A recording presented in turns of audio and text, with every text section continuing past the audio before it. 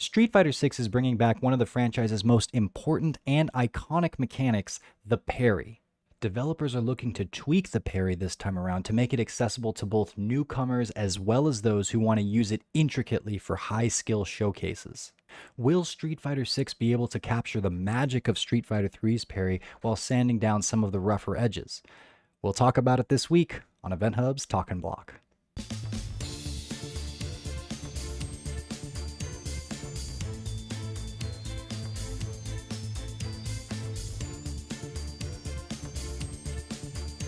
This week, I want to talk about the thing that's been the most exciting for me with Street Fighter 6 thus far. It's been the most intriguing for me thus far, and that what I'm kind of latching onto is this is going to make or break Street Fighter 6 in a big way. But before we get into it, I want to ask everybody that's watching, thank you so much for those of you that have subscribed. Those of you that haven't, please give us an extra little subscription here. We put a lot of effort and time into these videos. Give us a like, and hey, comment how you're feeling about Street Fighter 6 is going thus far. It says, yes, it's a very early stage. It's going to change between now and when it releases in 2023. Get that asterisk out of the way. Everything that we're talking about has that hanging over it, sure. But yeah, we appreciate you guys so much. Please like, comment, subscribe, all that good stuff, and help us out. So last week we talked about how the drive system is attending to the age-old issue in Street Fighter and in fighting games proper about appealing to both the crowd that wants to play your game with the chief end of having fun in the moment, as well as the crowd that wants to play your game to win and to become better at winning.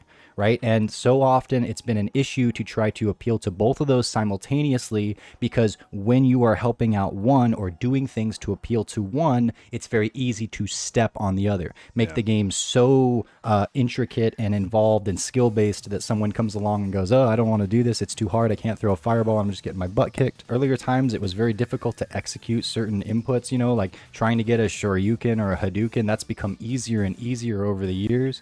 But trying to string things together in Street Fighter 4, it was famous for its one-frame link combos and whatnot, which those are really cool. And when you put in enough time and effort to pull those off, it's amazing, and it's something worth watching, and it's something worth doing. But if that mountain seems so vast right out of the gate, people are going to go, okay, great, I'm not going to do that. Somebody else can, and they're going to go over and play some Call of Duty, right? And so you want something that is inviting to people, that gives them a sense of control and fun right off the bat, but also invites them to, if you're enjoying this, you can continue down this path and the rewards will be even greater, right? And at the same time, you don't want to make things so simplified, so watered down, that going along that path is not going to be worthwhile because anyone can win off of a coin flip situation, because it's really easy to pull out the big nuclear bomb gun and just press the button and hey, did it work? Great. And everything just sort of gets watered down. So finding that perfect balance of, for those who want to have fun right now and for those who want to dig in further and try to win and try to be competitive. Street Fighter 6, to me, what I've seen so far, the developers are approaching that with a big potential for success right now. From what I've seen, I'm very encouraged. Do you feel that way though? Yeah, it's they've really went out of their way, not only with I can see it from the mechanics they've built, but also their statements. They're saying that it's a goal for them to have things be very open to experienced players, but also new players as well. And it's really nice to not just hear the words, but see the manifestations of that. Yes. And what we've seen so far specifically is they've almost made, in some ways, Street Fighter 6 is kind of, you can play it in two modes. Now, that's super obvious in the traditional control, or what do they call it, the classic controls versus modern. Modern is just a simplified moveset where it's easier to do all of the things, but it's also very restrictive. So, you can play with training wheels on, but that's not infringing on, like, it's not the most effective way to play, and no one's worried about it being the most effective way to play. So that's just fine. You can play easily, but that's not going to get you to the top. What I want to focus in on today is one of the most important mechanics that Street Fighter has ever seen. That is the parry. It is coming back here in full force in Street Fighter 6. Now, the parry was most highlighted in Street Fighter 3, right? Now I'm going to say Third Strike because Third Strike was the final evolution of Street Fighter 3, and it was so heavily tied to that game, and that perfectly exemplifies the themes of what I want to get into here, because Street Fighter 3 was simultaneously one of the most successful Street Fighter games of all time and the least successful Street Fighter games of all time. What do I mean by that, John? Well, Yeah, I mean, what do you mean by didn't that? do well with audiences. No one bought the thing, right? When it comes to the general public, it plunged the franchise into a dark period that at the time, of course, we didn't know if we were going to come out of at all. Street Fighter might have been done because Street Fighter 3 didn't resonate with enough people. Just to add a little bit to that, the developers were actually afraid to make a new Street Fighter game after they made Street Fighter 3 because they thought they made the pinnacle of the series, and in some ways, as you say, they did. It nearly killed the franchise for close to 10 years. Crazy. Yes.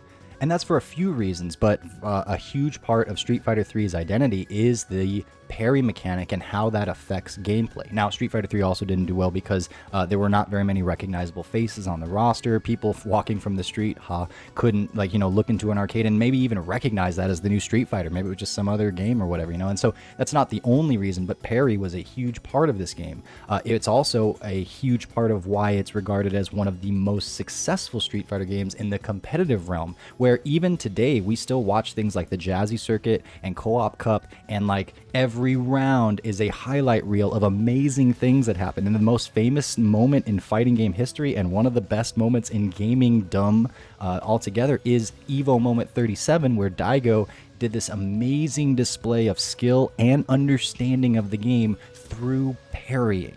Yeah. And whether or not you can process exactly what's going on in front of you when you see that or not, it's a little bit difficult to understand if you're not a seasoned Street Fighter veteran and such. But even people off the street, I explained to my mom for about a minute what was going on, then showed her Moment 37, and a tear came to her eye. And part of that is the crowd popping off and whatnot. But the point is, parrying and the mechanic and what it did for the gameplay of Street Fighter 3 was massive. Now, can Capcom avoid the pitfalls of alienating newcomers, but also won't water things down where the parry is just so easy or whatever to do that no one cares about if you do it or not? And what's going on with the parry in Street Fighter 6 as we see right now is there's essentially two modes to it. You can hold down the input for parry and enter a stance. When you're in that stance, you will essentially parry any strikes that are coming in at you. Yeah, as you say, you hold medium punch or medium kick, so it's a universal mechanic. Everyone could do it, and then you enter a stance, and that stance has quite a bit of recovery, unless you do the perfect parry. The non-perfect parry, you come out of it, and I think you can get counter hit, which means you're gonna, you're draining your drive gauge, which is really important in this game. You do not want to have your drive gauge drained. That is a very important thing. So there are very clear, obvious, and then you're going to parry everything that comes your way except for throws, right? So Exactly. that's the basic overview of how it works. Right. And so this is fun and intuitive, and it makes sense for someone who's just sat down and just begun playing the game. And it is still rewarding. Parries are more fun than blocking. All right. Just going to say that flat out. If you can block, anyone can block. But if I parried, that implies a little bit more. It implies that I saw something coming and it's more effective. And in Street Fighter 6, the reward for parrying is that your opponent is not building meter, because if you were blocking, then they would be building gauge meter for attacking you and you blocking. But also your gauge meter is not getting, it's either not going down as quickly as it would otherwise, or you're actually gaining some depending on how many hits you parry and whatnot. We talked about how it's got its reservations, right? Or it's got its downfalls to it. It has recovery. If you do this move and you just sit with it, it's going to be draining your really important bar. And if you parry fast attacks like jabs or lights, you're still not going to recover fast enough to do much with that, and it still actually might be a bad thing to be parrying light attacks because you don't get much advantage, and maybe you're going to still get hit when you're recovering out of the stance animation, right? So it's not necessarily the best thing, but when you're playing against somebody else that really doesn't know what they're doing, they're not going to be punishing you for all of those kind of things. And when you pull off this particular kind of parry, you're going to feel the rewards of it, and it's going to be more impactful than it would at the highest levels of play. So again, it's this way of going about the mechanic that is satisfying, intuitive, and easy to pull off, right? You just go into this basically catch-all net that takes any strikes that come in, and you get the idea of what it is to parry, how you can beat parries via things like throws, how you might empty jump, let them do their thing, and like, so you can see that process, and not only can you understand how to do it from the beginning, but then it lays itself out for you, and it creates a path towards like, okay, so I'm finding the restrictions of doing it this way. But then you have perfect parry, which is a little closer to what I think we understand parry to be from Street Fighter 3, from Third Strike. And perfect parry, do you want to lay out what that is for the people? Yeah, basically medium punch and medium kick. Instead of holding it, you tap it. And if you do it, I think the window might be like from 3 to 10 frames or something like that. It's pretty tight, especially in neutral.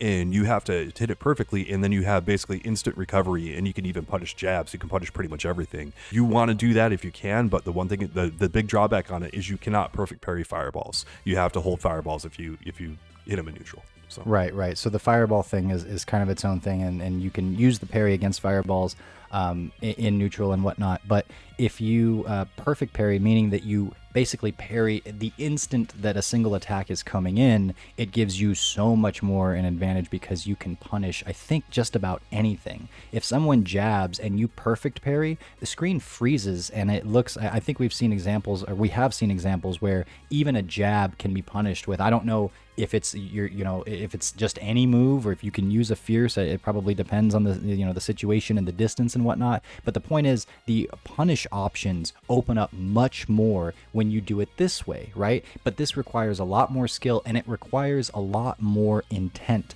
and it requires that you are paying attention to your opponent. And that's one of the things that parry gives to us, is it gives us as not only as players, but as viewers, it shows us that a certain player is paying attention to so many different facets of the game at the same time, and is learned in that they know not only when their opponent is going to do something, but also the appropriate punish to follow up after, right? You might accidentally parry or accidentally perfect parry, or accidentally pull one off in Street Fighter 3. That's going to happen from time to time, but will you punish if you accidentally parry? Almost certainly not, right?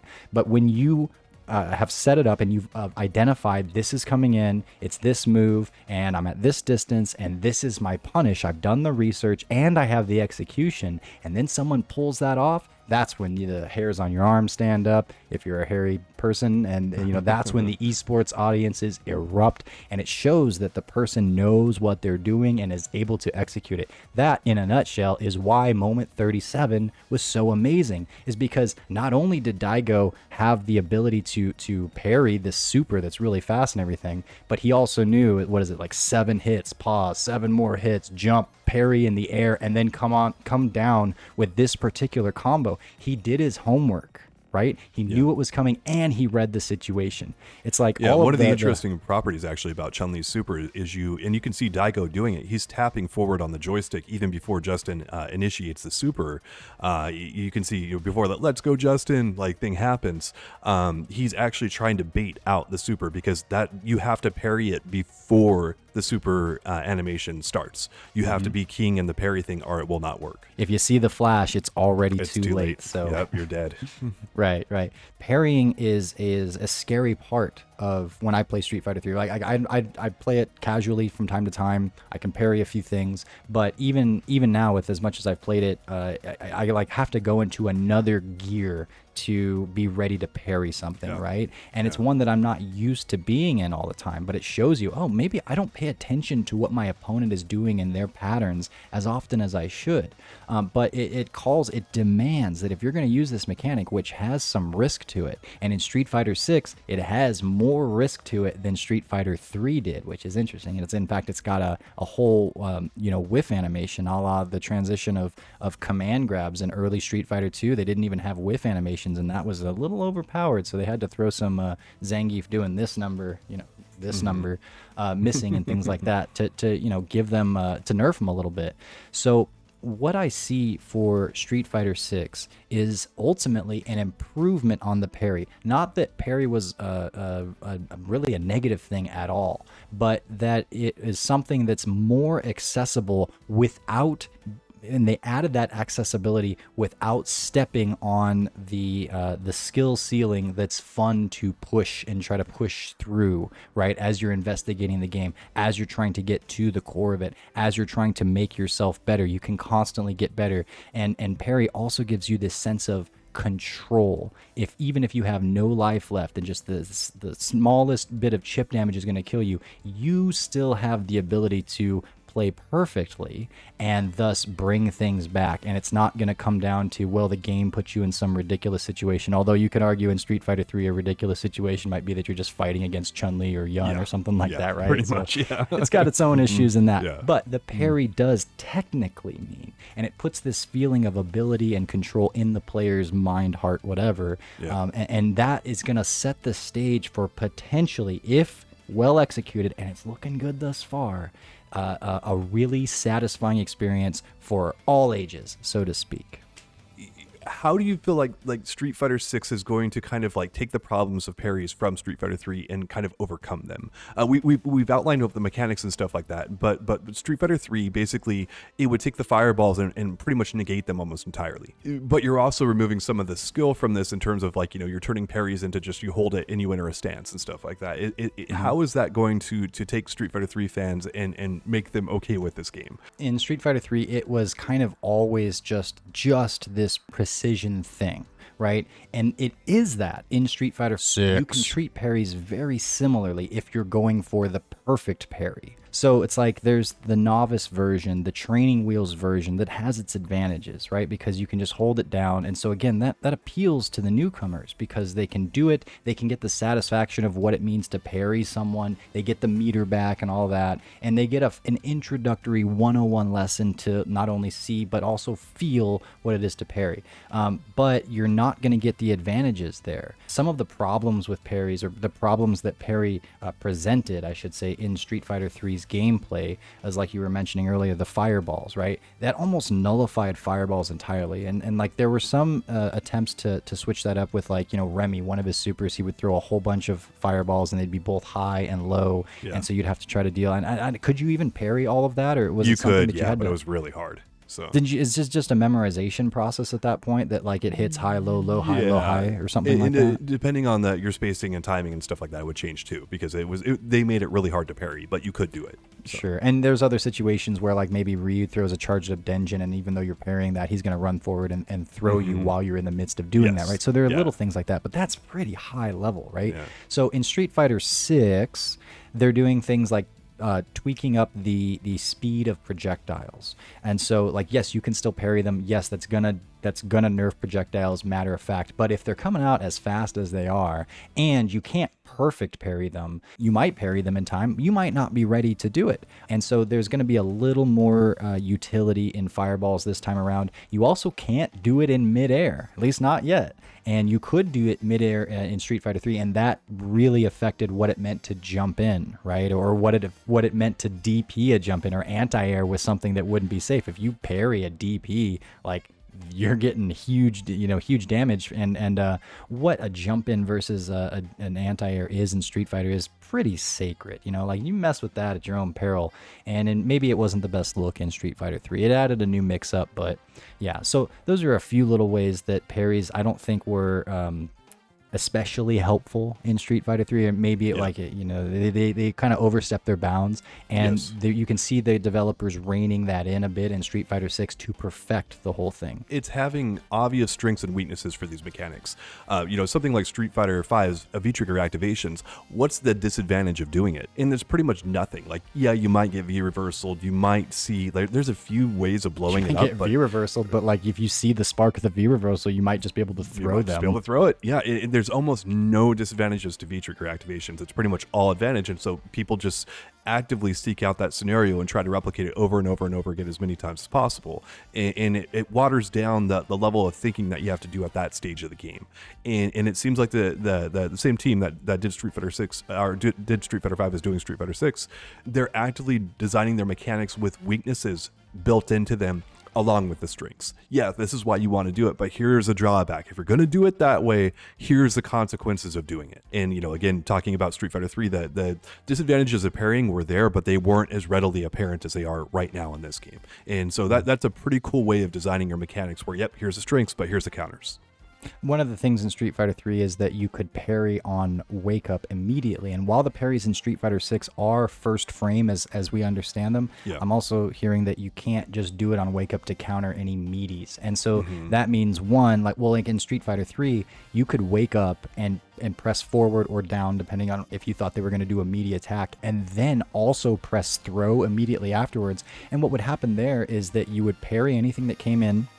But if they just went for the throw, you would still hit that throw window and you would still be able to tech. So you could parry and tech a throw. And it's like, that's starting to get, that's a little Street bit Fighter too 4. good, Well, yeah, and then you went to Street Fighter 4 with the option selects and such. Yeah, so that was in and of itself another option select. The community has been very vocal about not loving that kind of a thing. Yes. So that looks to be taken care of with the way that they're approaching in Street Fighter 6. So a bunch of little tweaks like that, and who knows what we haven't seen yet in terms of what they're doing with this mechanic. But to see it as inviting to the newcomers, but also as a path that you're not gonna like the veteran players are not like, oh man, I'm theory fighting a ton about how I'm going to use regular parry. We're all thinking about, okay, what are the advantages of perfect parry? Where am I going to get that in? And then how am I going to abuse those that try to parry too often? Things like that, right? And that's not to say that advanced players are not going to use the general parry.